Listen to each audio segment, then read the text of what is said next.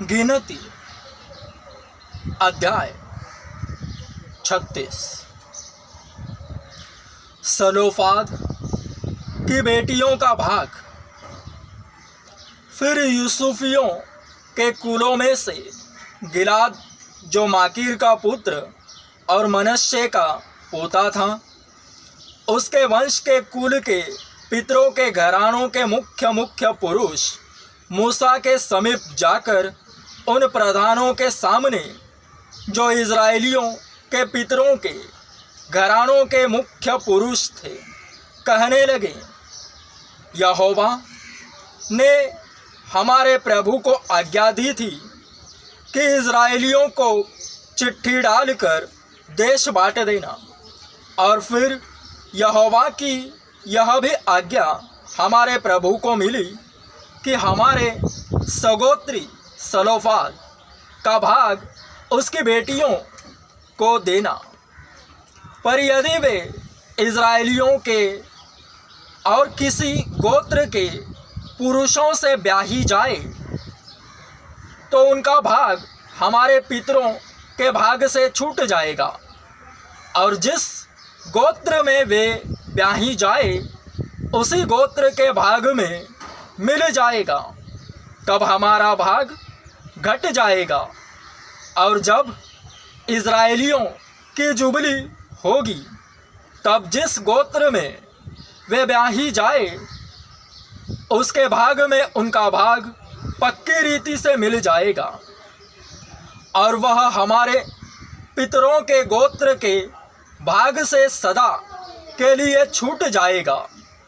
तब यहोवा से आज्ञा पाकर मूसा ने इज़राइलियों से कहा, यूसुफियों के गोत्री ठीक कहते हैं। सलोफाद की बेटियों के विषय में यहोवा ने यह आज्ञा दी है कि जो वर जिसकी दृष्टि में अच्छा लगे वह उसी से ब्याही जाए, परंतु वे अपने मूल पुरुष ही के गोत्र के कुल में ब्याही जाए, और इज़राइलियों के किसी गोत्र का भाग दूसरे गोत्र के भाग में न मिलने पाए।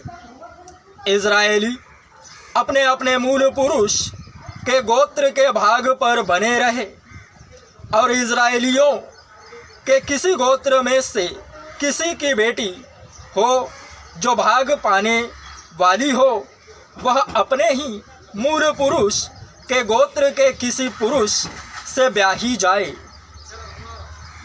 इसलिए कि इज़राइली अपने अपने मूल पुरुष के भाग के अधिकारी रहे।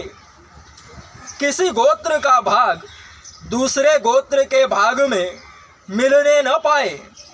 इज़राइलियों के एक एक गोत्र के लोग अपने अपने भाग पर बने रहे, यहोवा की आज्ञा के अनुसार जो उसने मूसा को दी। सलोफाद की बेटियों ने किया, अर्थात महला, तिरसा, होगला, मिल्का और नोआ जो सलोफाद की बेटियां थीं, उन्होंने अपने चचेरे भाइयों से विवाह किया। वे यूसुफ के पुत्र मनश्शे के वंश के कुलों में ब्याही गई, और उनका भाग उनके मूल पुरुष के कुल के गोत्र के अधिकार में बना रहा।